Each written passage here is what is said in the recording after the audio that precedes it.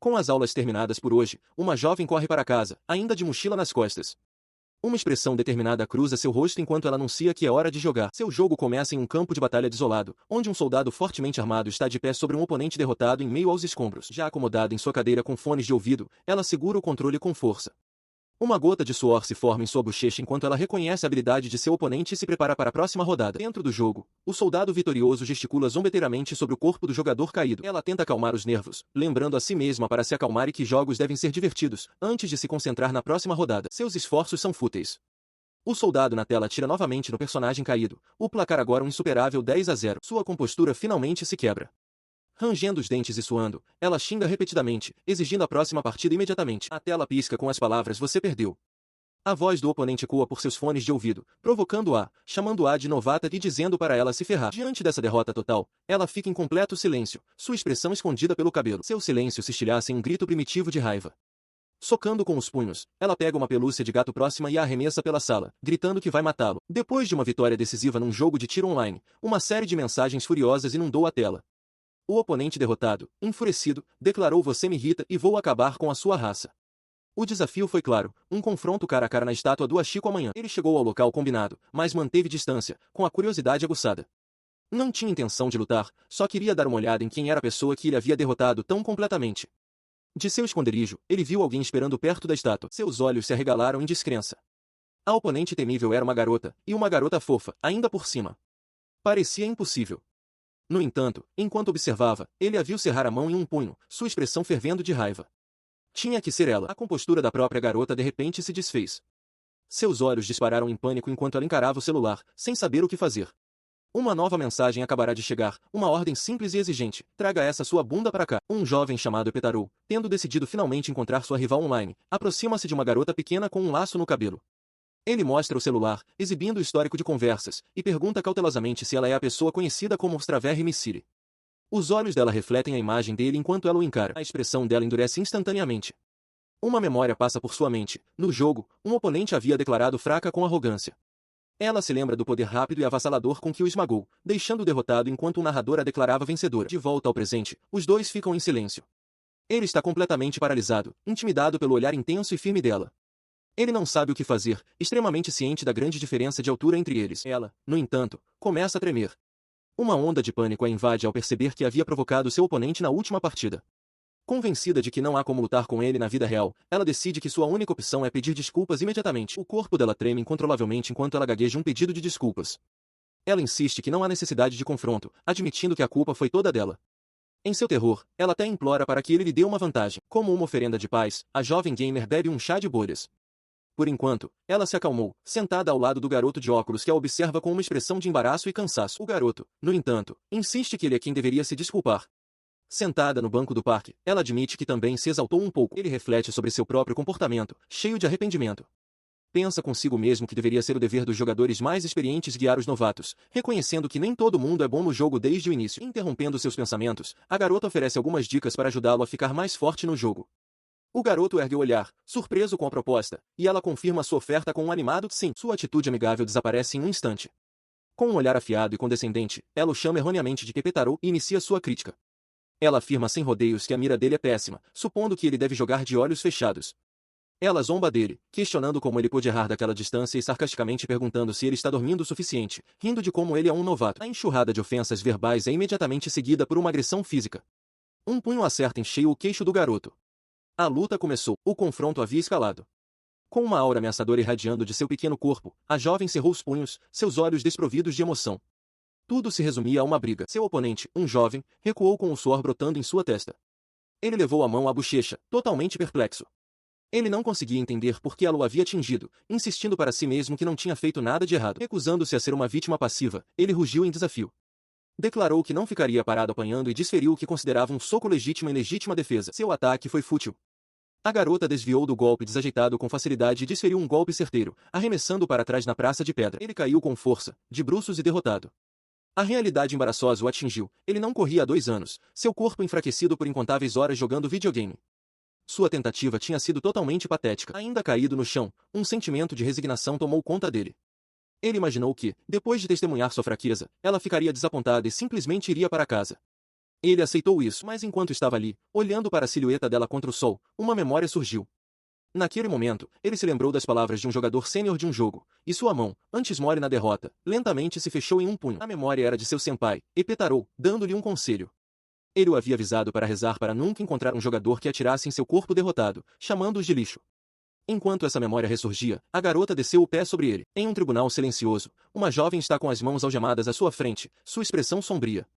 A acusação é exposta. Como resultado de uma briga, um garoto chamado Epetarou está morto. Um juiz enfurecido, com os olhos ocultos por uma viseira branca, bate as mãos na mesa e brada que o julgamento começará agora. A evidência é apresentada na forma de um raio-x mostrando uma coluna vertebral estilhaçada e sem reparo. O tribunal ouve que a causa da morte foram múltiplas fraturas resultantes de um trauma grave na parte inferior das costas após uma queda, e o juiz exige saber se isso é verdade. Enquanto a garota permanece cabisbaixa, uma voz da promotoria adverte, insistindo que ela deve parar de fazer esse tipo de coisa. Ela concorda em silêncio. Ao fundo, o jovem loiro está sentado, aparentemente refletindo sobre suas ações enquanto o veredito é declarado inocente, mas os procedimentos são interrompidos quando o próprio homem loiro acorda de um salto, gritando em pânico que não está morto.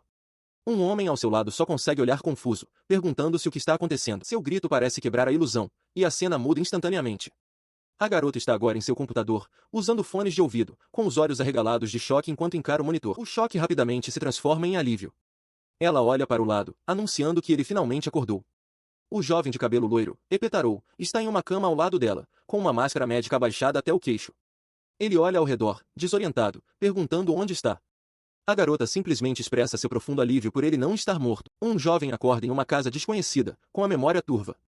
Olhando para cima, ele vê uma garota de cabelo escuro e curto com um clipe de morango inclinada sobre ele com uma expressão preocupada.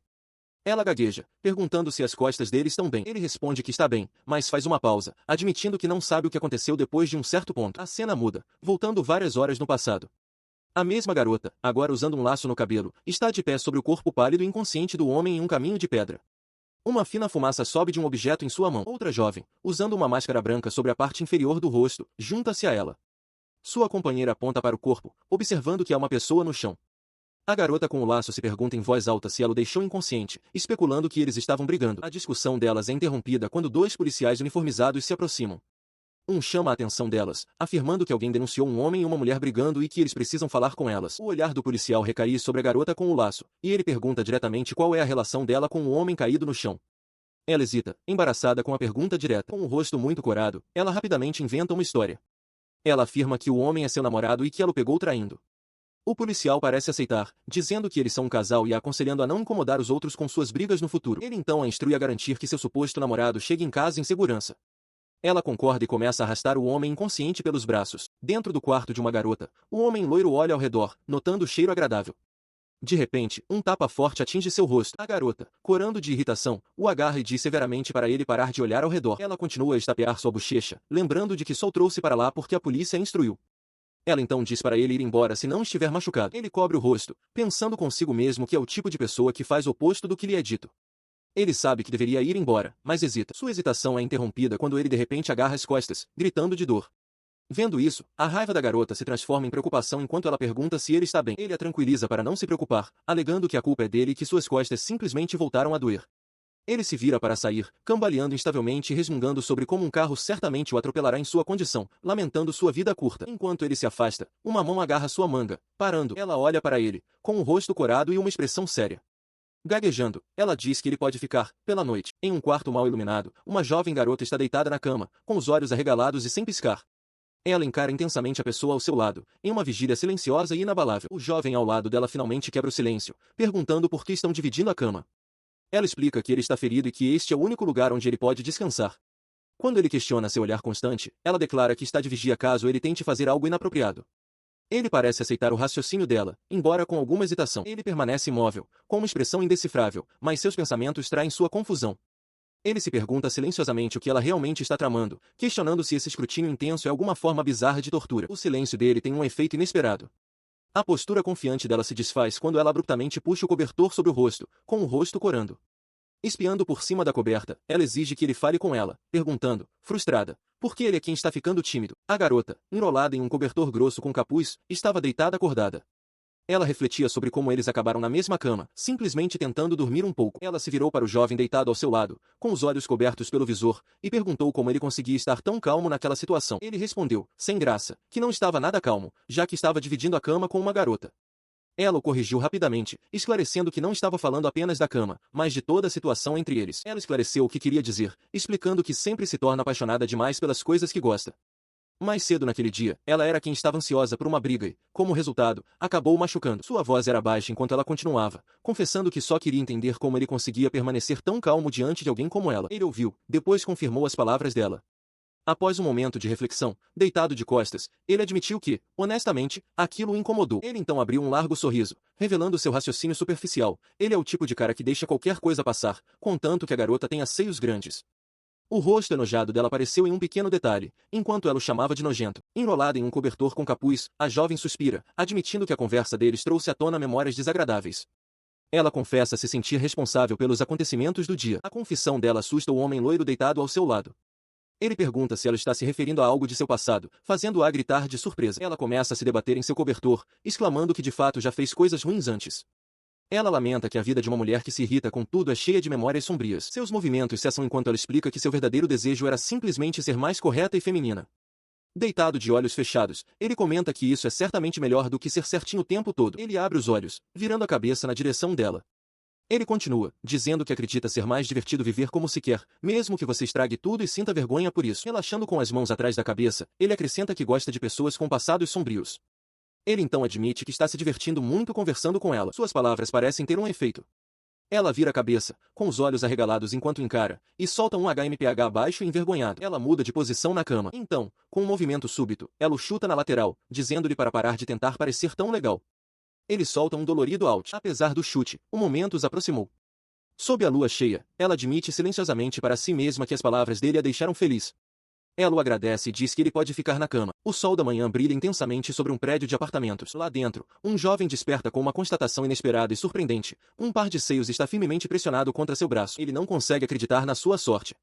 Ele decide concentrar cada grama de seu ser na sensação em seu braço esquerdo, determinado a ignorar todo o resto. Esta é uma chance que ele se recusa a deixar passar, um momento em que ele deve se tornar um com seu braço. A fonte dessa sensação é uma jovem, dormindo profundamente ao seu lado. Enquanto ele amaldiçoa internamente sua própria reação física, ela se mexe, um pensamento sonolento se formando em sua mente de que pode sentir um pervertido por perto. Seus olhos se entreabrem com desconfiança. Enquanto ela reflete sobre a sensação, uma pequena voz parece emanar do gato de pelúcia que ela está segurando, insistindo docilmente que é apenas um gatinho. O homem força um sorriso largo e dentuço. Aparentemente convencida por essa explicação bizarra, a mulher murmura que entendeu e o abraça ainda mais forte, voltando a dormir profundamente. Uma jovem, com um comportamento agora um pouco mais gentil, cumprimenta Epetarou com um sorriso radiante. Ela lhe deseja bom dia, confirmando que ele ficará para o café da manhã. Ele, o homem cujo braço esquerdo foi recentemente fortalecido, concorda com entusiasmo. Ele comenta sobre como ela está sendo gentil esta manhã. Com as mãos na cintura, ela confirma que está, admitindo que devia estar enganada sobre ele. Ela elabora, explicando que inicialmente pensava que ele não passava de um lixo e um pervertido. No entanto, ela percebeu que ele conseguia simpatizar com os problemas dos outros e, mais importante, que ele não tentou encostar um dedo nela na noite anterior. Satisfeito, ele faz um sinal de positivo com o polegar, feliz por ter conseguido provar que não era apenas um pervertido. Ela sorri, respondendo que é bom ouvir isso. Ela se vira para a comida, sugerindo que comam antes que esfrie. Mas, enquanto caminha, seu pé enrosca em uma almofada em formato de gato no chão. Ela grita de surpresa ao começar a cair, e ele grita para ela tomar cuidado. Com um baque suave, ela cai para frente, aterrissando diretamente em cima dele, que está sentado no chão. O rosto dela está pressionado no colo dele. Ele olha para ela com um largo sorriso, perguntando se ela realmente precisava colocar o rosto bem ali. Ela insiste que foi um acidente inevitável e que ele não deve ter a ideia errada. Ele simplesmente responde, não. Sabe-se que ele morre no próximo capítulo. Anteriormente, o jovem merecia uma surra por ter enfiado o rosto em seus seios. Mas a punição nunca veio. A garota só conseguiu soltar um pequeno e frustrado suspiro. Ele, por outro lado, estava perplexo. Estava totalmente preparado para perder uma de suas 99 vidas por sua transgressão, mas permaneceu ileso. Quebrando o silêncio, ela admitiu de braços cruzados que deixaria passar desta vez. Afinal, ela supôs que ele estava apenas tentando ajudá-la. Ele respondeu com um grito de puro alívio. Seu alívio rapidamente se transformou em uma constatação triunfante enquanto o relógio marcava 7 da manhã. Ele concluiu que, se uma garota tivesse algum afeto por alguém, ela perdoaria qualquer ofensa. No entanto, essa suposição estava totalmente incorreta. Ela o trouxe de volta à realidade, lembrando de que era um dia de semana. Ela então perguntou se ele tinha que trabalhar, acrescentando que ela, mais ou menos, era uma estudante universitária. A declaração dela pairou no ar por um momento. Ele então perguntou, hesitante, qual faculdade ela frequentava, enquanto o sol da manhã brilhava em um prédio próximo. A resposta não foi revelada em palavras, mas em ação, eles frequentam a mesma faculdade. Enquanto caminhavam juntos, ela agora de uniforme, ele refletiu em voz alta que estava ficando tímido, comparando a situação deles a um casal morando junto. Ela, secamente, mandou que ele calasse a boca. Para uma jovem mulher, a vida de uma estudante universitária é uma batalha constante e solitária contra a solidão. Ela vê a universidade como um lugar onde inúmeras pessoas se reúnem em diferentes cursos, mas para alguém como ela, sente que é impossível fazer amigos. Em sua visão parcial, todos os outros são festeiros, uma raça rara e sociável, solidificando seu status de solitária. No entanto, um vislumbre de esperança apareceu. Ela reflete que finalmente encontrou alguém com quem pode conversar na escola. Embora saiba que ele é um pouco desprezível, a conexão honestamente a faz feliz. Ao avistá-lo, ela chama seu nome, Epetarou. Ele se vira com um sorriso presunçoso, comentando que aposta que ela é igual a ele. Seu momento de esperança é interrompido quando ela o vê com seus amigos. Um deles pergunta a Epetarou onde ele estava, notando que ele não entrou no jogo na noite anterior. A garota observa à distância, um ponto de interrogação se formando em sua mente. Ele os ignora, gabando-se de que alguém está esperando por ele e que os verá mais tarde naquela noite. Seus amigos riem, acusando de ter desmaiado na casa de uma garota e dizendo que ninguém acredita nele. Ele insiste que não está mentindo. Ao se aproximar, ele pede desculpas pela demora. A garota fica em silêncio, pensando consigo mesma, seu traidor. Percebendo que ela sumiu de repente, ele olha ao redor e a avista no corredor. Ele a alcança e comenta casualmente, pensei que você fosse um lixo e uma solitária. As palavras a atingem com força, e lágrimas brotam em seus olhos. Assustado com a reação dela, ele pergunta por que ela está chorando e gagueja um pedido de desculpas. Dominada pela emoção, uma jovem chora em um corredor, acusando Epetarou de trair seu coração. Vê-lo com amigos parece uma ferida profunda, e ela o amaldiçoa, perguntando-se o que poderia ter feito para merecer isso. Ela se vira e se afasta, desanimada, resmungando para si mesma que nunca mais confiará em ninguém. Sua figura solitária chama a atenção de uma mulher de máscara, que se pergunta em voz alta o que ela está fazendo ali. Sua companheira, uma mulher de óculos, sugere que a garota pode ser uma estudante do ensino fundamental perdida, ou talvez a irmã mais nova de alguém. A mulher de máscara concorda que isso faz sentido, acrescentando que qualquer um pode entrar no campus livremente. Tendo-os ouvido, a jovem se vira e informa-lhes baixinho que na verdade tem 18 anos. As duas estranhas ficam chocadas com isso, exclamando que a situação dela é terrível e que elas precisam ajudá-la de qualquer maneira. Vendo que ela está sozinha e perdida, a mulher de óculos assume o controle. Ela aponta para frente com determinação, declarando que a ajudarão a encontrar a pessoa que procura e incita todos a irem. Ela então pega gentilmente a mão da garota, dizendo para ela segurar firme para não se perder e que não há com o que se preocupar. Corada e sobrecarregada, a garota concorda docilmente. Ela percebe que não pode lutar contra a gentileza delas e cede. Duas mulheres bem-intencionadas caminham ao lado de uma garota muito mais baixa, a quem acolheram. Uma explica a alguém que não vemos que estão procurando pelo irmão mais velho da garota, enquanto sua companheira especula que talvez seja uma irmã mais velha. O rosto da garota cora com uma profunda vergonha. Na verdade, ela tem 18 anos, mas foi confundida com uma criancinha perdida. A vergonha é tão avassaladora que ela deseja internamente que o chão a engula por inteiro. Observando à distância está um jovem de cabelo claro. Ele a procurava com a intenção de fazer algo gentil, mas essa situação inesperada lhe parece muito mais divertida. Um sorriso malicioso se espalha por seu rosto enquanto ele observa. Ele levanta a mão em um aceno alegre, chamando por ela. Ah, aí está você, ele exclama, anunciando que estava procurando. Aproximando-se, ele agora está ao lado dela. Ele afirma com tranquilidade que estava esperando por ela, com uma expressão de satisfação no rosto. Com um sorriso largo e radiante, o jovem se dirige às duas mulheres, agradecendo-lhes imensamente por encontrarem sua irmãzinha. A própria garota fica sem palavras, com os olhos arregalados de choque com a mentira descarada dele. Ele então volta sua atenção para a garota atonita, incitando-a à ação. Ele diz que ela precisa agradecer às gentis senhoras, perguntando com condescendência se ela não está feliz em ver seu querido irmão mais velho. Ele a lembra que as mulheres estão esperando, aumentando a pressão sobre ela. Forçada a entrar no papel, ela agradece ao seu Boni Chanto por encontrá-la. Ele responde com um alegre de nada, mas a expressão dela é de pura fúria. Seus olhos brilham em branco e seus punhos se fecham com uma força aterrorizante. Ela pensa consigo mesma que ele foi longe demais, enquanto uma pequena parte aterrorizada da mente dele parece concordar, sentindo que é hora de correr. Com os punhos cerrados e uma aura de fogo ao seu redor, a estudante anuncia que a luta começou, segundo round. Seus olhos estão fixos em seu oponente enquanto ela faz uma promessa simples e mortal, eu vou te matar. O homem loiro fica paralisado em uma porta, com suor escorrendo pela testa. Ele percebe com um sobressalto de pânico que ela está bloqueando sua única saída e que sua chance de escapar se foi. Desesperadamente, ele tenta argumentar com ela, implorando para que ela se acalme primeiro. O apelo dele não tem efeito. Internamente, ela insiste que está calma, mas sua declaração externa permanece inalterada. Ela reconhece que está em uma posição difícil, mas sua determinação em matá-lo é absoluta. Ele insiste, com um sorriso nervoso se espalhando por seu rosto. Ele sugere que conversem para resolver as coisas, em seguida, oferece uma justificativa completamente inesperada. Eles deveriam conversar porque são amigos. A palavra paralisa. Sua postura agressiva vacila enquanto ela gagueja, o conceito de amigos a pegando completamente de surpresa. Seus olhos se arregalam, as pupilas dilatando em choque e confusão. Ela questiona silenciosamente a afirmação dele, repetindo a palavra em sua mente. Amigos? Nós somos amigos? A pergunta paira no ar, seu rosto uma máscara de completa perplexidade. Flashes de memória a assaltam, ele avisando, ela o derrubando, ele sendo gentil, tudo contradizendo sua intenção atual. A luta é esquecida, substituída por uma única e avassaladora pergunta. Nós somos, realmente amigos? Um jovem de cabelo claro fica de costas, finalmente decidindo se desculpar. Ele admite que foi longe demais com sua piada e que está verdadeiramente arrependido. Seu pedido de desculpas é recebido com um perdão rápido e violento. O punho de uma estudante o atinge enquanto ela declara, com uma intensidade feroz, que ele está perdoado. Caído no chão com o lábio sangrando, o homem pede que ela não o acerte se vai perdoá-lo. A garota retruca que o perdoou no momento em que seu punho o atingiu.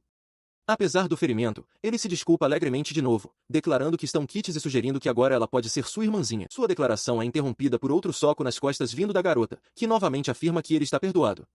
Nesse momento, um homem de terno segurando um papel os interrompe para fazer um anúncio. Ele anuncia que a aula do dia foi cancelada porque o professor está doente, e que a próxima aula será em uma data posterior. Com os planos para o dia subitamente desfeitos, o sol brilha intensamente em um céu nublado. Os dois caminham juntos pelo campus.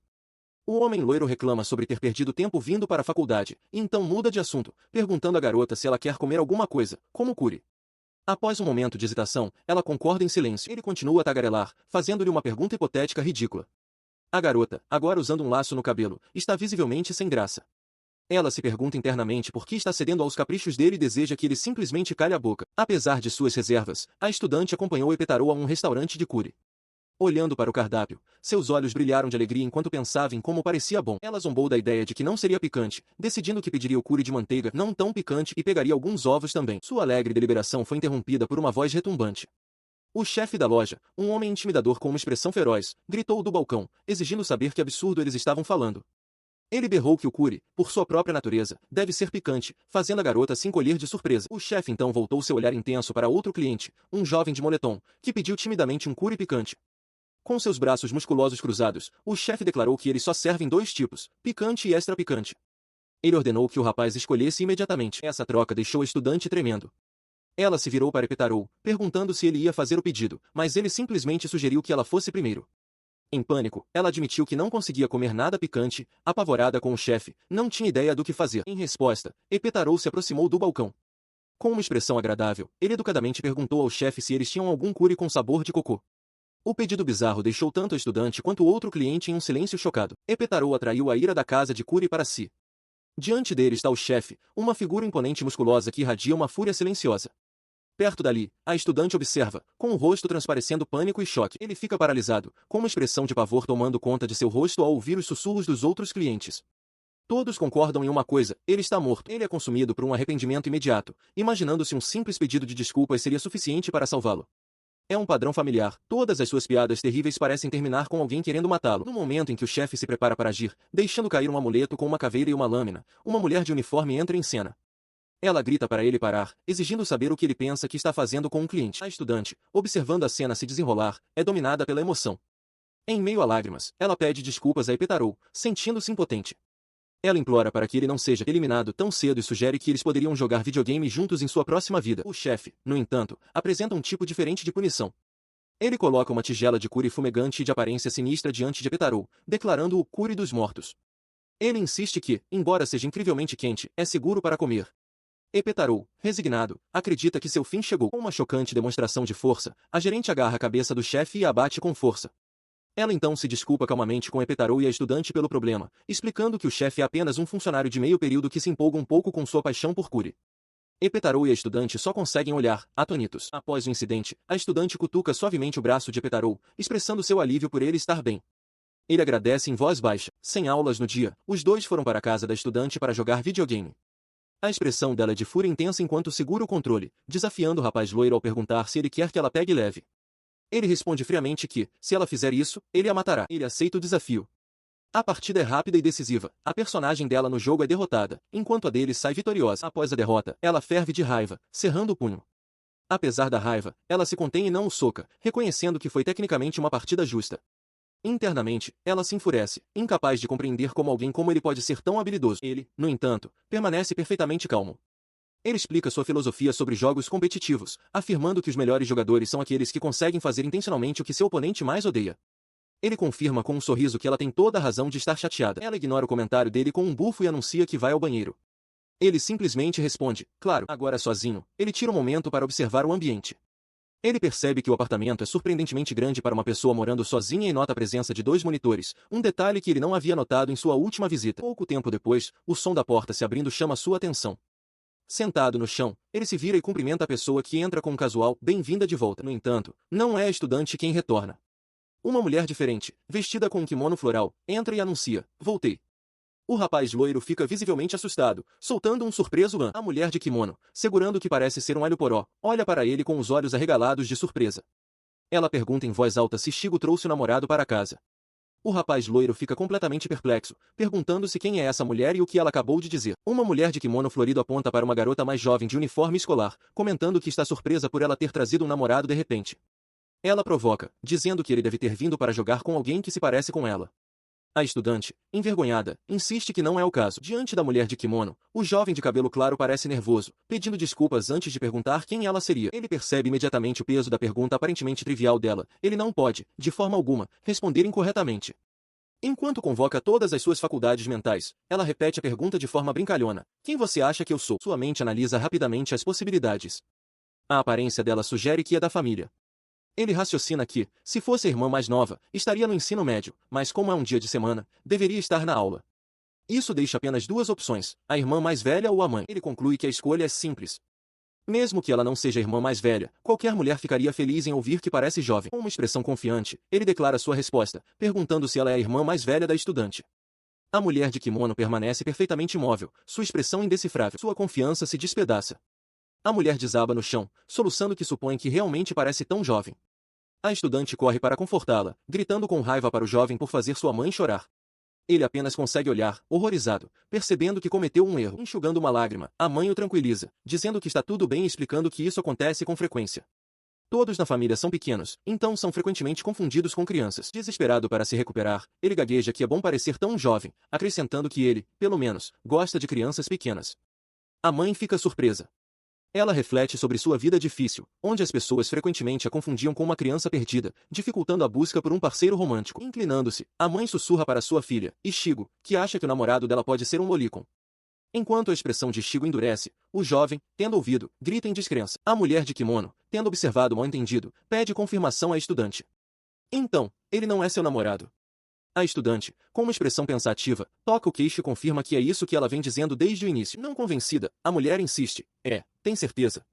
Enquanto ela pergunta, a estudante e o rapaz loiro se afastam, carregando um monitor e um console de videogame. A estudante o informa que não podem mais usar a sala de estar e sugere irem para o quarto dela. Olhando para trás por cima do ombro, ela responde com um firme sim, tenho. Sua negação firme apenas provoca outra pergunta da mulher à distância. Então por que você não começa a namorar com ele? A sugestão faz o rosto da estudante corar de vergonha, e ela se vira bruscamente, gritando, cala a boca. Enquanto continuam, o rapaz loiro pergunta o que ela quis dizer com coisas mais importantes, questionando se ela estava falando de jogos. Ela confirma, reclamando que sua mãe acha que tudo se resume a amor e que há outras coisas com que se preocupar. Ela elabora, afirmando que se a mãe dela soubesse como era o relacionamento deles de verdade, perceberia que não são um casal. O rapaz loiro simplesmente responde, acho que sim. Para provar seu ponto, ela explica que eles apenas passaram a noite juntos jogando videogame em seu tempo livre. Os dois são vistos sentados de pernas cruzadas no chão, com controles nas mãos, intensamente focados em uma tela. A resposta dele a pega completamente de surpresa. Hã? Mas não é isso que casais normalmente fazem. A pergunta inocente a faz corar furiosamente, sua expressão endurecendo de irritação. Ele então avisa de brincadeira para não ficar brava se ele vencer de lavada, mas ela retruca que isso não vai acontecer. Exasperado, ele levanta as mãos, sua forma se transformando na de uma pequena criatura agitada. Então o que você quer que eu faça? Ele grita. Ele se oferece para lhe dar uma vantagem, mas ela se enfurece internamente, pensando que isso só a deixaria com mais raiva. Tendo-se cansado de videogames, a estudante decide assistir a um dorama. Ela espia por cima de uma grande almofada em formato de gato que está abraçando, com os olhos fixos na tela. Na tela, uma cena dramática se desenrola enquanto um homem beija uma mulher, comentando que ela tem uma boca suja. A estudante solta um pequeno suspiro, cativada. Ela se vira para o homem loiro ao seu lado, com as bochechas infladas, admitindo que, embora a cena seja um clichê, é boa demais. Ele, no entanto, parece não se impressionar, comentando que acha que eles estão forçando a barra. Ela retruca com uma intensidade repentina, insistindo que a natureza exagerada da cena é exatamente o que a torna boa. Ele calmamente aponta que ela está levantando a voz. A troca de palavras deles é interrompida quando uma porta se abre. A mulher de kimono espia para dentro, pedindo desculpas pela interrupção e perguntando o que eles querem. A situação se transforma em uma cena dolorosamente constrangedora na mesa de jantar. O homem loiro senta-se em frente ao pai da estudante, um homem sério de terno que exige saber quem ele é e quais são suas intenções.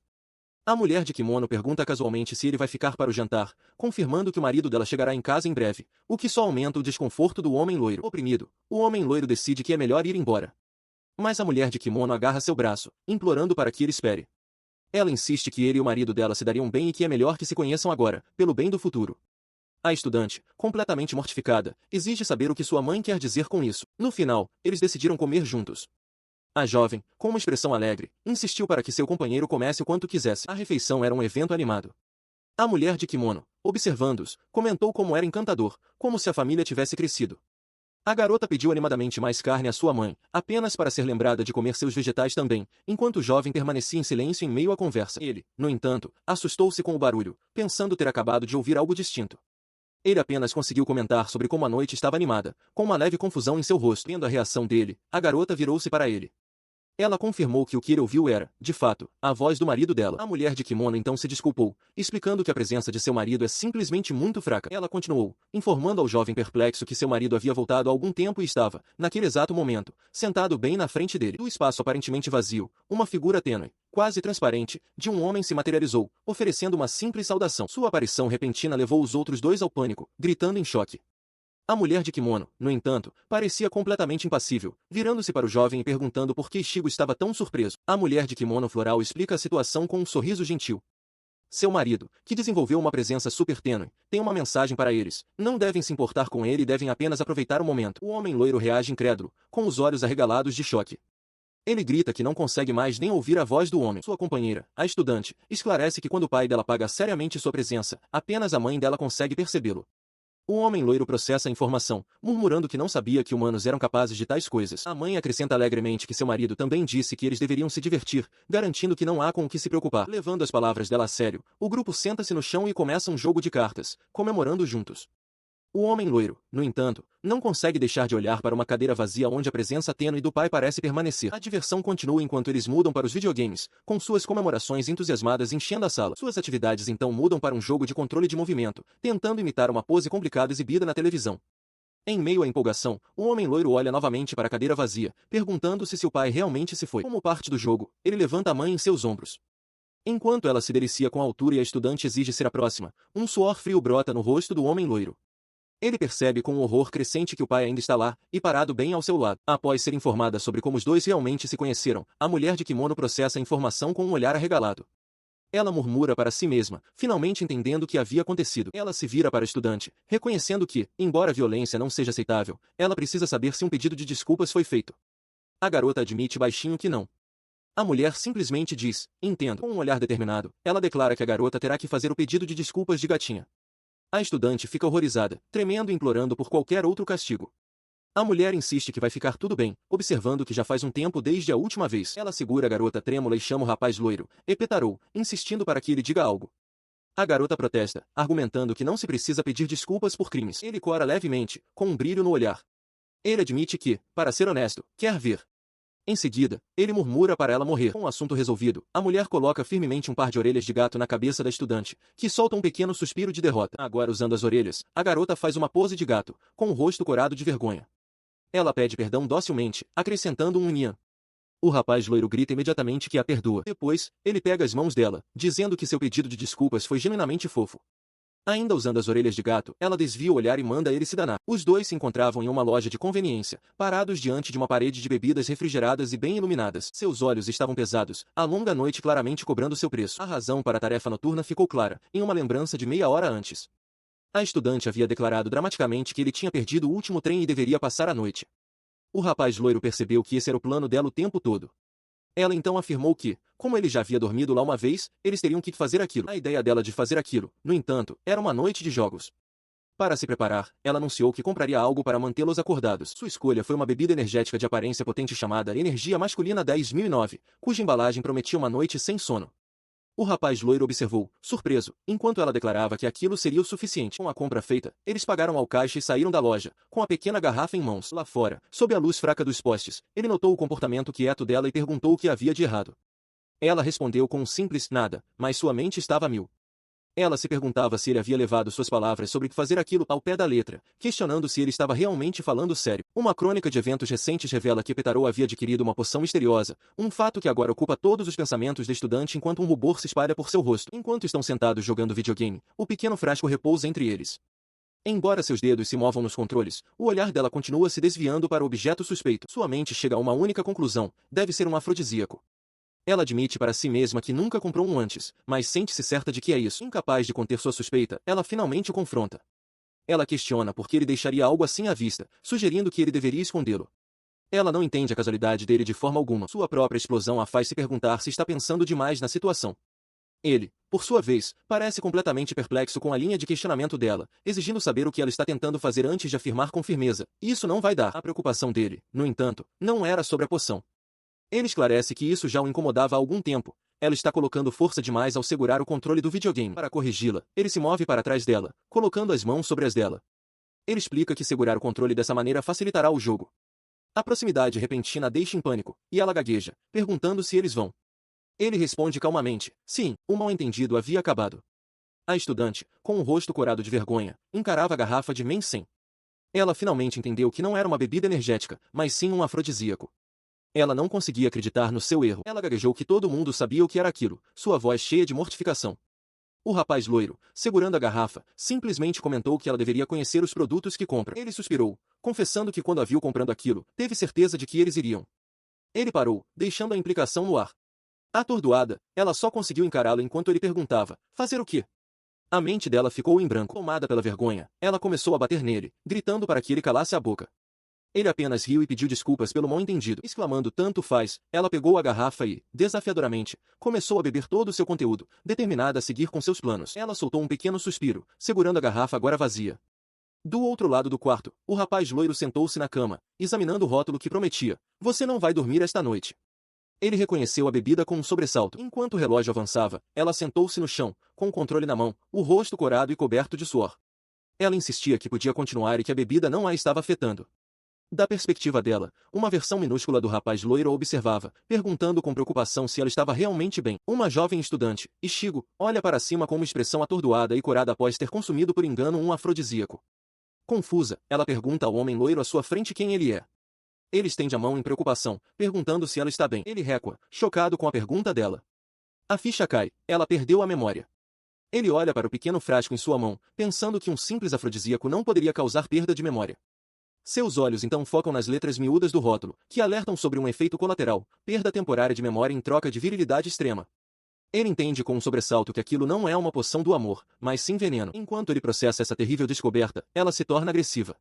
Ela exige saber quem ele é e por que está no quarto dela, pontuando suas perguntas frenéticas com uma cabeçada e gritando para ele sair. Ele agarra a cabeça por causa do impacto, agora sentado no chão. Enquanto ela se afasta dele, ele avalia rapidamente a situação. Não há mais trem circulando, e ele percebe que seria um problema sério se ela o expulsasse agora. Uma ideia começa a se formar. Ele decide arriscar. Ele olha para ela e afirma que ela deve tê-lo esquecido. Ele é seu irmão mais velho, seu Bonichan. A garota, com um curativo agora visível na bochecha, olha para ele com olhos grandes e incertos, perguntando se o que ele diz é verdade. Ele insiste, afirmando que é de fato o irmão dela e jurando que poderia cair morto se estivesse mentindo. Um registro de eventos recentes revela que Shigo, uma jovem, perdeu suas memórias após ingerir uma droga perigosa. Agora, ela se senta ao lado de um rapaz com os olhos vendados, a quem chama de Bonichan. Enquanto jogam videogame juntos com os braços entrelaçados, ela reclama que é difícil jogar assim. Ele ignora a preocupação dela, dizendo para não ser chorona e insistindo que é comum irmãos jogarem com os braços cruzados. Ishigo lança-lhe um olhar cético enquanto ele suspira, exasperado. A perspectiva muda para o jogo que estão jogando. O avatar dele, um soldado, jaz derrotado no chão enquanto é crivado de balas. De lado, ele a repreende por dificultar tanto as coisas para ele, atirando repetidamente no cadáver de seu personagem. Ele continua seu sermão, apontando que ela parece não ter problema algum em atirar no corpo da própria irmã.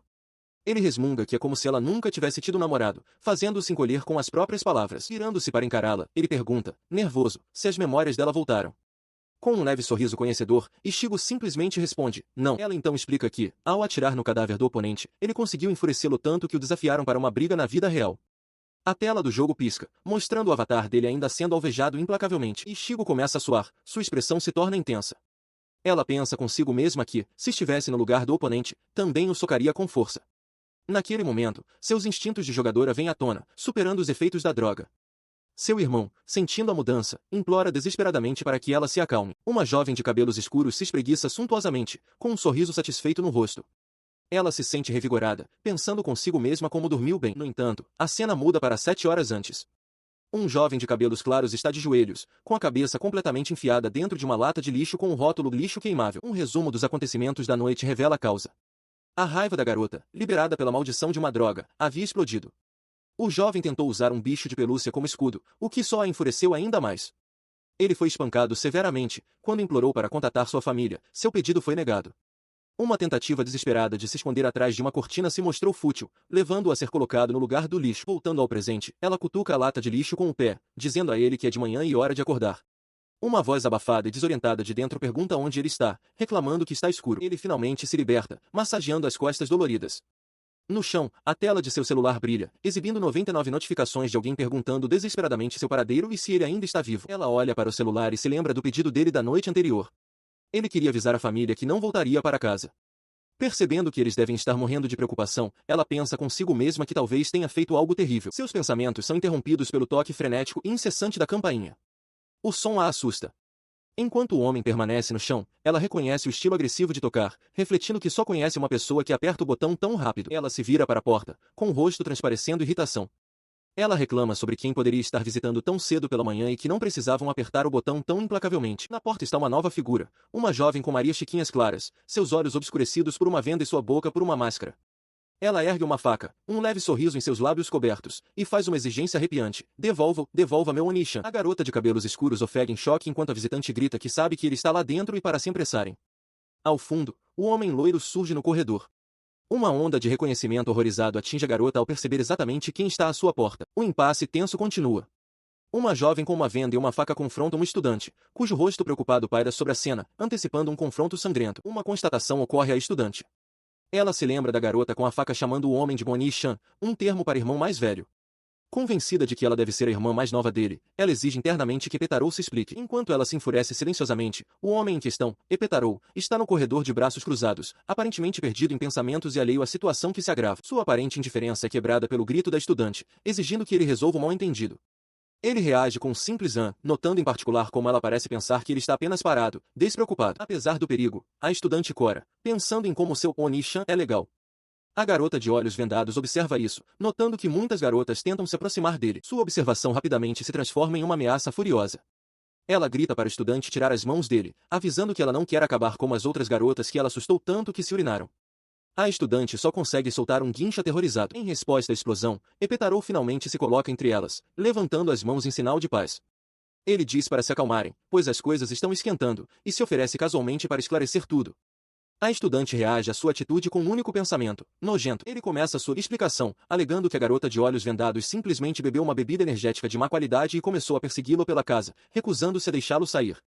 Ele descarta todo o evento como algo sem importância. Naquele momento, a estudante tem uma percepção horrível, e Shigo Epetarou não tem a menor intenção de esclarecer o mal-entendido. Na tentativa de ter uma conversa civilizada, o grupo se reuniu em um restaurante familiar. Uma jovem estudante está sentada à mesa, bebendo algo em silêncio, com uma expressão indecifrável. Uma condição essencial para essa conversa era a contenção do homem loiro, que foi amordaçado e amarrado por ter uma tendência a falar absurdos. À mesa, a garota de olhos vendados se inclinou para a frente, indo direto ao ponto. Ela perguntou à estudante se ela e seu Boni-chan estavam namorando. A resposta da estudante foi um simples e direto não. Insatisfeita, ela insistiu, questionando como eles poderiam não estar namorando se a estudante o levou para casa e eles se divertiram a noite toda. A estudante admitiu com um baixo acho que sim. A garota de olhos vendados se aproximou mais, sua voz se elevando enquanto exigia saber se aquilo não era algo que casais fazem. De seu assento, o homem loiro tentou explicar que eles estavam apenas jogando videogame como amigos e que ele nunca havia pensado nisso daquela forma. A garota de olhos vendados o silenciou imediatamente, gritando para seu Oni-chan ficar quieto. A estudante então se virou para ele, perguntando o que ele achava, mas ele só conseguiu se desculpar. Seu interrogatório ficou mais intenso, e a garota de olhos vendados bateu as mãos na mesa, exigindo saber exatamente como a estudante se sentia em relação a ele. A estudante fez uma pausa, considerando a pergunta genuinamente. Ela começou a listar as qualidades dele. Ele é bonito, habilidoso em videogames e nunca fica bravo com ela. Ela o resumiu como um amigo de merda com quem ela se dá bem, concluindo que são apenas amigos normais apaixonados pelos mesmos hobbies. A garota de olhos vendados reagiu com horror, exclamando que é exatamente o tipo de coisa que as pessoas dizem antes de começarem a namorar. O homem loiro oferece uma bebida para a estudante, insistindo para que ela pegue e pare de se mover. Ela o encara com olhos arregalados e agradece. Em outro lugar, os pensamentos da garota de venda escurecem. Ela conclui que, nesse ritmo, a estudante roubará seu Bonnie-chan, não lhe deixando escolha a não ser matar. Sua contemplação assassina é interrompida pela chegada de um policial. O homem grande e uniformizado se dirige ao homem loiro e à estudante, afirmando que recebeu uma denúncia sobre uma garota com uma faca brigando com um casal e que gostaria de ter uma palavra com eles. Antes que ele possa prosseguir, a garota de venda intervém rapidamente. Ela chama o policial, insistindo que ele está enganado e que não há ninguém perigoso por perto, alegando que estavam todos apenas conversando e se divertindo. Sua explicação frenética não convence o policial. Ele permanece cético, afirmando que tem certeza de que acabou de ver algo estranho acontecendo. Enquanto o policial expressa sua suspeita, a estudante, que estava sentada em silêncio, apenas levanta o olhar com uma expressão confusa. Nesse momento de confusão, o homem loiro aproveita a oportunidade. Ele agarra o braço da estudante e a puxa para uma corrida, gritando para ela correr. Enquanto fogem, a estudante pensa em suas pernas doloridas, mas ignora, concentrando-se em como seu companheiro é legal.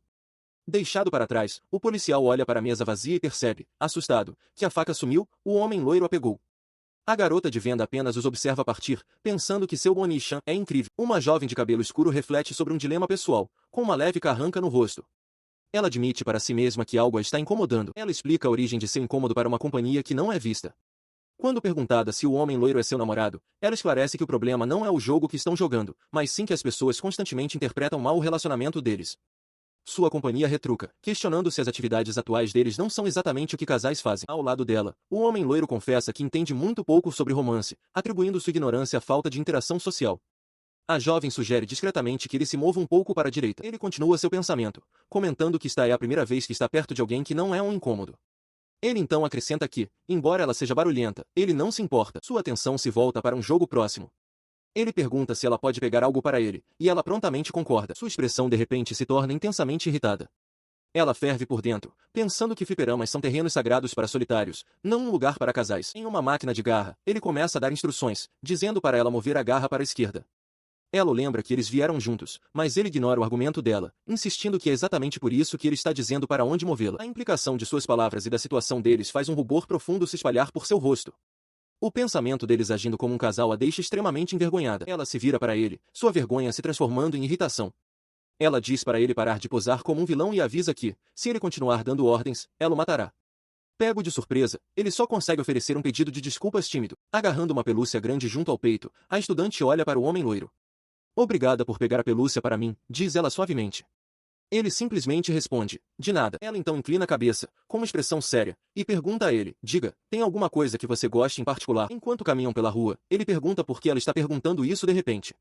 Ela explica que queria dar algo a ele como agradecimento, mas não sabe do que ele gosta. Ele descarta a ideia, dizendo que ela não precisa lhe dar nada. Ela insiste, no entanto. Bem, eu ainda quero saber do que você gosta, diz ela, acrescentando. Então pode perguntar. Ele começa a listar suas preferências em voz alta. Seu principal hobby são jogos de tiro em primeira pessoa, seu mangá favorito é uma série chamada Thunderline Co, sua comida favorita é natto chá e seu esporte favorito é natação. Após um momento de reflexão, ele inverte a situação. Então, que tipo de garota você gosta? Ele pergunta. Ela olha para baixo, reconhecendo silenciosamente a pergunta dele com um simples, entendi. Ele parece ficar nervoso e solta, garotas com seios grandes, antes de se conter. Me diga algo que eu não sei, ele continua, corrigindo sua declaração para uma garota interessante, eu acho. Ela o encara de volta, com uma expressão indecifrável, e responde secamente, ok. Os olhos da estudante brilham de inspiração enquanto ela imagina um soco poderoso e explosivo, um golpe devastador que irradia pura força. Parada diante de uma parede de televisores, todos exibindo o mesmo lutador heróico, ela se vira para o homem loiro ao seu lado. Ela tomou uma decisão, diz a ele, precisa dar um nome aos seus socos. Ele olha dela para as telas e pergunta por que ela faria isso. Ela cerra o punho com força para enfatizar seu argumento. A razão, ela explica, é simplesmente porque é legal. E não só isso, mas também a fará parecer muito mais estilosa. Ele questiona a lógica dela, perguntando se ela realmente precisa ser legal e estilosa. Ela responde com um sim firme e inequívoco. Ele percebe que ela está falando totalmente sério. Olhando para o herói na tela, ele tem que admitir para si mesmo que aquilo parece legal. Ele decide que também precisa de um nome. Ele então tenta ajudar, pedindo que ela pense em um nome chique. Ele sugere Super Soco Ichigo, mas ela imediatamente recusa, dizendo que é muito sem graça e bobo. Ele só consegue reagir com um dolorido vai. Ele para por um momento, um novo pensamento lhe ocorre.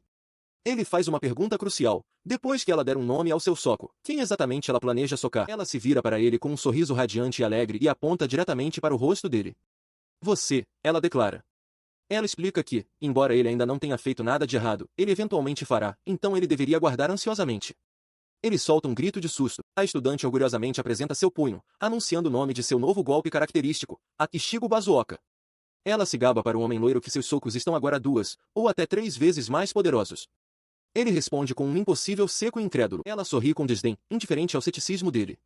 Ela diz que, se ele não acredita nela, descobrirá em breve de qualquer maneira. Por dentro, no entanto, o homem começa a suar frio, claramente abalado pela confiança dela. Sua mente dispara com ansiedade.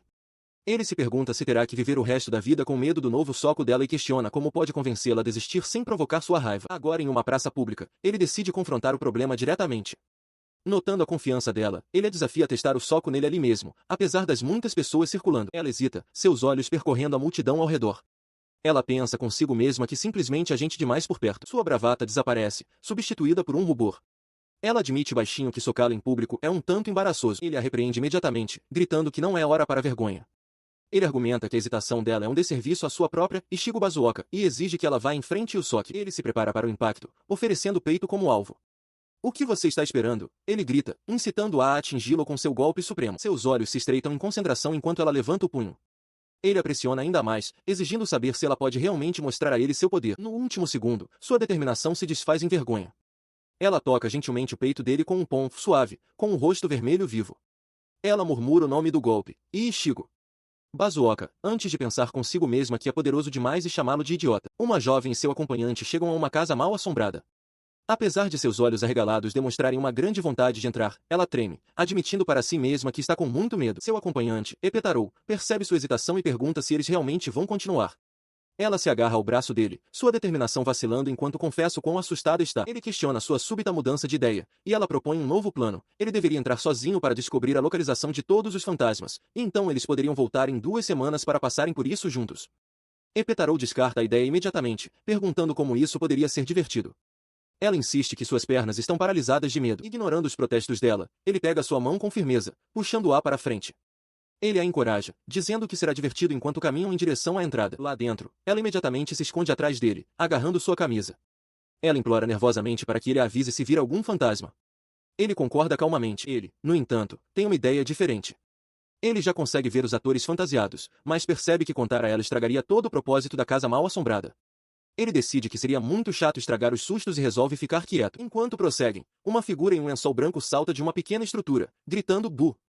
Epetarou entra na brincadeira, fingindo choque, enquanto a garota solta um grito agudo de terror. Ela recua, em pânico, perguntando-se como o fantasma chegou tão perto. Em um ato desesperado de autopreservação, ela empurra Epetarou em direção à figura, pedindo desculpas e dizendo para ele morrer em seu lugar. Ela promete que eles podem sair de novo, mas apenas se ele sobreviver. A estudante treme de irritação, com o rosto emburrado. Outra mulher tinha acabado de fugir da atração da casa mal assombrada, aparentemente assustada demais com os fantasmas nada convincentes. Ela continua sozinha, refletindo sobre a experiência. Ela sabe que é apenas uma casa mal assombrada e que os fantasmas não são reais, mas sente que tudo está indo um pouco longe demais, até mesmo para ela. Seus pensamentos voltam para o susto anterior. A fantasia de fantasma era tão tosca, ela reflete, imaginando se esta casa mal assombrada foi na verdade projetada para crianças. Entrando em uma sessão mais inquietante, com tema de cemitério, ela aperta as mãos contra o peito, tentando controlar os nervos. Ela diz a si mesma que está bem, que não há nada a temer, mas da escuridão, um rosto horripilante emerge.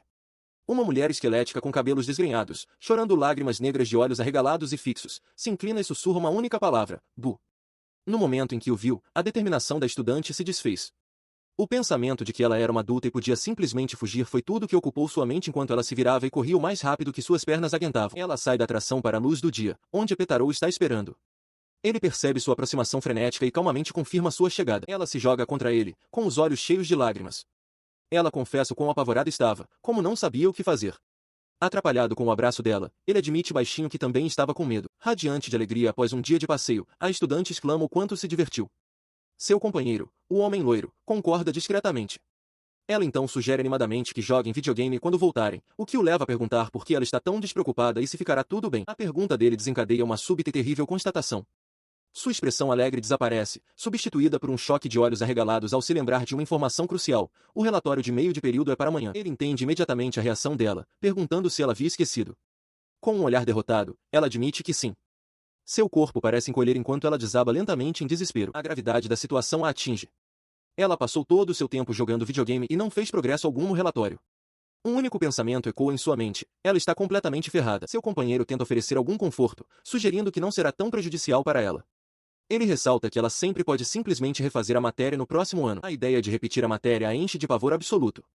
Ela a rejeita veementemente, horrorizada com o pensamento de se destacar entre seus calouros e de ouvi-los cochichar sobre ela ter sido reprovada. Ela odeia a própria ideia disso. Ele tenta argumentar com ela, comentando casualmente que ela é tão pequena que provavelmente nem a notarão. O comentário a faz explodir. Ela avança, agarrando a camisa dele e o chamando de idiota antes de exigir que ele a ajude com o relatório. Surpreso, ele só consegue gaguejar um ok. Em sua mesa, uma jovem com olheiras sob os olhos se concentra na tela do computador. Ela está em uma videochamada com um rapaz que acabou de lhe fornecer informações. Ele diz que está ajudando com o relatório dela e que ela pode perguntar se não entender algo. Ela responde com um simples e cansado obrigada. Ele a observa pela tela enquanto ela fica completamente absorta em seu trabalho. Um pensamento travesso cruza sua mente. Ele é o tipo de pessoa que gosta de importunar os outros quando estão ocupados. Enquanto ela escreve diligentemente, o som de sua caneta arranhando o papel é interrompido. Uma voz estranha e grave, com respirações longas e arrastadas, soa em seu fone de ouvido, chamando, Ishigo-chan. Sua expressão azeda imediatamente com nojo. Ela explode, exigindo saber o que ele quer.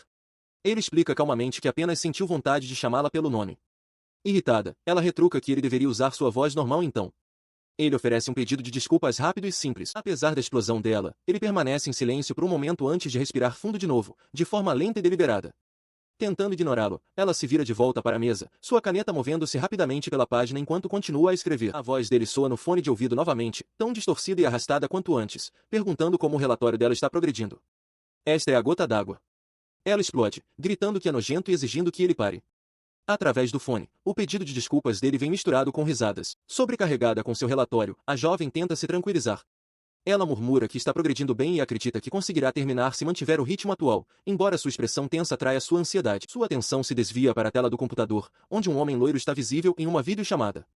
Ao vê-lo, ela sugere baixinho que talvez seja bom ele desacelerar um pouco. Ele reage com incredulidade, questionando se não há outra coisa que ela deveria estar fazendo, como uma pausa. Os olhos dela se arregalam em choque quando ele a chama de demônio por sequer sugerir que ele pare de jogar. Ela aponta um dedo acusador para a tela, retrucando que o prazo dela é no dia seguinte e certamente não é hora de relaxar. Para ela, uma pausa está fora de questão. O homem na tela apenas dá uma risadinha. Sua postura muda, um sorriso largo e persuasivo se espalhando por seu rosto. Ele reformula a ideia, chamando-a de mudança de humor e um novo começo, insistindo que seria bom para a saúde mental dela. O argumento a atinge. Ela concede que é verdade que os humanos só conseguem se concentrar por cerca de 1 hora. Ele aproveita a vantagem, declarando que ela não pode continuar trabalhando sem descanso. Totalmente convencida, ela resolve jogar só um pouquinho antes de voltar ao seu relatório. Lá fora, o sol brilha intensamente, marcando a passagem do tempo durante o dia. Horas depois, faltando apenas 3 horas para o prazo final, ela adormeceu profundamente em sua mesa. No monitor, o homem loiro também dorme profundamente. Seu relatório está sobre a mesa, longe de estar terminado. Com uma aparência completamente exausta e olheiras escuras, a estudante conclui seu trabalho da universidade na pura força de vontade. Ela murmura que conseguiu entregar a tempo enquanto entrega a tarefa concluída ao seu professor, que a aceita formalmente. Depois, enquanto caminha com seus amigos, o rapaz loiro comenta sobre como a aprovação foi difícil. No entanto, outro amigo retruca imediatamente que a culpa foi dela, enquanto um terceiro questiona se ela não era pelo menos metade responsável pela situação. Ele continua seu sermão, aconselhando-a a fazer planos adequados com antecedência. Ainda atordoada por ter passado a noite em claro, ela reflete inexpressivamente sobre a dura realidade de ser uma estudante universitária, sobrecarregada por trabalhos e relatórios intermináveis. Sua conversa sobre planejamento o leva a perguntar diretamente se ela tem algum plano para o futuro, lembrando-a de que em breve eles entrarão no 2º ano da universidade. Ela parece incerta, mas ele de repente joga os braços para o ar com grande entusiasmo, declarando orgulhosamente que tem um plano de vida perfeito. Embora um pouco envergonhada com a explosão dele, ela fica curiosa e pede que ele compartilhe. Ele a repreende de brincadeira por não estar mais interessada, fazendo com que ela insista. A confiança dele a leva a considerar seu próprio futuro.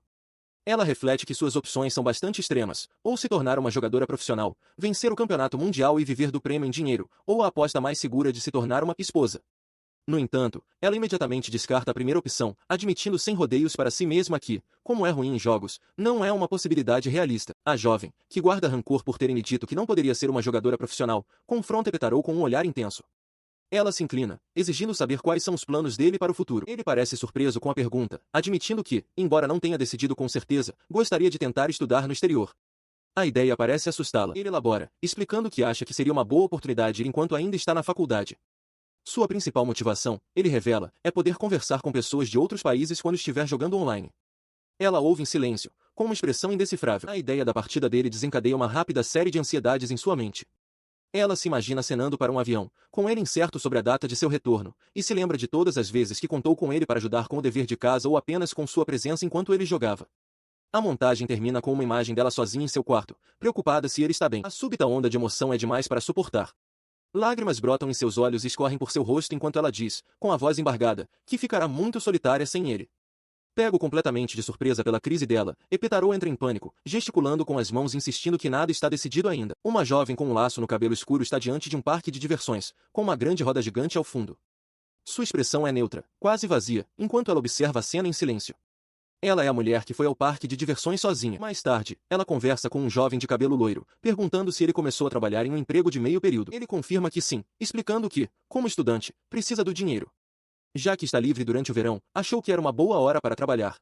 A jovem ouve, um pensativo escapando de seus lábios. Ela então pergunta que tipo de trabalho ele está fazendo. Ele revela que está trabalhando como mascote em um parque de diversões e rapidamente implora para que ela não vá vê-lo, insistindo que é muito embaraçoso. Ela concorda calmamente, mas sua expressão muda para uma de determinação severa no momento em que ele se vai. Ela decide que irá vê-lo de qualquer maneira. Seguindo sua decisão, ela para diante de uma fila de mascotes do parque, um gato, um coelho e um urso. Ela se pergunta como identificar qual deles é Epetaro, sabendo que eles não se revelariam. Um momento depois, uma ideia lhe ocorre, e ela cerra o punho com determinação. Sem hesitar, ela avança e desfere um soco poderoso diretamente na cabeça do mascote gato, gritando, "Você perdeu o juízo." A estudante, agora segurando um balão, vira-se para o mascote de gato e pede desculpas por tê-lo socado. O mascote responde que estava tentando ignorá-la de qualquer forma, então está tudo bem. Eles se sentam juntos em um banco de parque. Ela pergunta se não há problema o mascote passar tempo com ela em vez de trabalhar. O mascote confirma que eles têm permissão para brincar com os visitantes. O momento de tranquilidade deles é interrompido por uma criança pequena que aponta para o balão da estudante, exclamando como é bonito antes de exigir que ela o entregue. A estudante fica surpresa. Ela diz à criança que está tudo bem e que ela pode pegar um mascote de coelho ali perto. O mascote de gato, no entanto, simplesmente oferece seu próprio balão para a garotinha, que o aceita. Segurando seu novo balão, a garotinha anuncia que ela e seus amigos vão brincar de esconde-esconde e convida entusiasticamente a estudante para se juntar a eles. Ela chama afetuosamente a estudante de Konai-chan, prometendo que será divertido.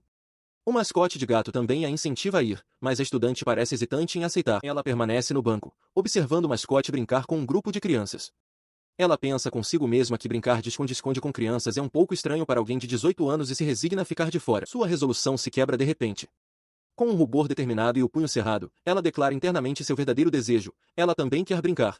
Uma batalha de esconde-esconde está prestes a começar, e ela solta um pequeno e triunfante viai-ai. Uma universitária, participando de um jogo de esconde-esconde com um grupo de crianças do fundamental, perde uma rodada de pedra-papel-tesoura.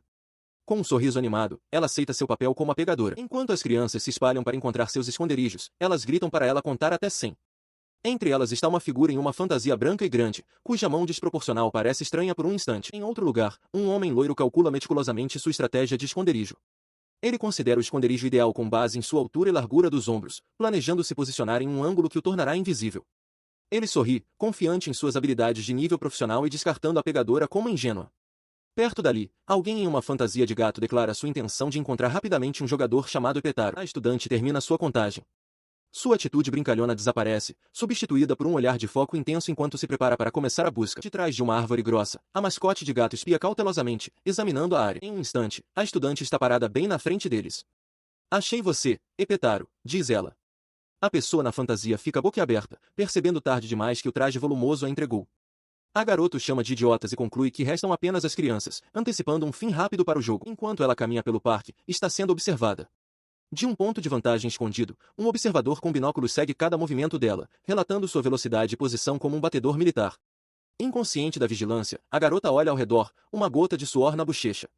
Ela se pergunta onde todos estão, pensando consigo mesma que todos estão levando o jogo a sério demais. Uma universitária, no meio de um jogo de esconde-esconde contra um grupo de crianças, observa com uma expressão cansada, mas impressionada. Ela murmura para si mesma que eles são incríveis. Ela se apoia em um corrimão, observando uma das crianças escalar o brinquedo do parquinho. Com uma risada baixa e cansada, ela admite para si mesma que nunca teve tanta dificuldade em um jogo de esconde-esconde, especialmente agora que está escurecendo. A criança, empoleirada precariamente, grita para ela, revelando que hoje em dia eles usam walkie-talkies para o jogo.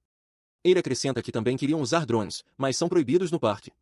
A universitária só consegue responder que ele a está assustando com sua escalada arriscada. Ela o avisa que ele pode cair se ficar lá em cima e pede para ele voltar.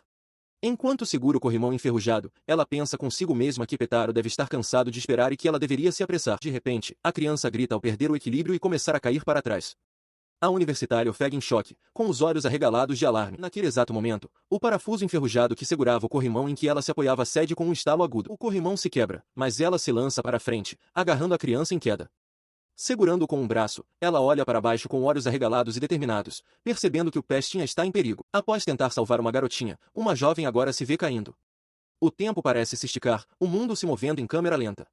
Com uma estranha sensação de calma, ela estende a mão, com os olhos arregalados enquanto observa cada detalhe com uma clareza surpreendente. Ela vê que a menina que tentou ajudar conseguiu se segurar no corrimão, segura por enquanto. Uma onda de pânico a invade quando a realidade de sua própria situação se impõe. Essa queda pode matá-la, e ela percebe que não quer morrer. Ainda há tanto que ela precisa fazer. Seus pensamentos aceleram, lamentando que ela ainda é apenas uma estudante universitária, com tanto da vida ainda para experienciar. Visões de um futuro não vivido passam por sua mente, fazer um churrasco com amigos no verão, ou surfar grandes ondas no mar. Essas são as alegrias simples que ela almeja. Ela se imagina cercada por amigos apaixonados, com seus espíritos elevados sendo contagiantes. Mas o agradável devaneio se estilhaça com uma dura constatação: ela é uma solitária. A cena vibrante se dissolve, substituída por uma imagem dela sentada completamente sozinha em uma praia vasta e vazia. Nesta paisagem mental desolada, ela olha para baixo com uma expressão derrotada, decidindo que é hora de ir embora. No momento em que se resigna na sua solidão, um grande mascote de gato aparece diante dela, assustando-a. O mascote sugere alegremente que eles voltem e joguem alguns jogos juntos. Antes que ela possa processar isso, uma mão firme agarra seu pulso. A conexão súbita e real abala, e uma onda de esperança ou afirmação percorre sua mente. A mão pertence ao homem loiro, que olha para ela com preocupação urgente, chamando seu nome, Ichigo-chan. Ele pergunta se ela está bem. Puxada de seu mundo interior, ela olha para ele, atordoada, e começa a gaguejar que acha que não está. Com as bochechas coradas e as mãos entrelaçadas, a estudante observa seu companheiro, pensando consigo mesma como ele está incrivelmente legal neste momento. O rapaz loiro, ainda segurando a mão dela, nota que está um pouco vermelha, supondo que a segurou com muita força. Ele a tranquiliza para não se preocupar, explicando que sempre carrega um curativo para momentos como este. Para a surpresa dela, ele aplica o curativo no pulso dela, embora ela perceba imediatamente que não ajudou em nada. Vendo isso, ele fica sem graça e se oferece para tirá-lo, mas ela protesta rapidamente, insistindo que está tudo bem. Ela diz que agradece a intenção e que vai simplesmente deixar o curativo sair sozinho, com o olhar fixo no pequeno e gentil gesto. Mais tarde, naquela noite, no parque de diversões, ele menciona que seu turno está prestes a acabar.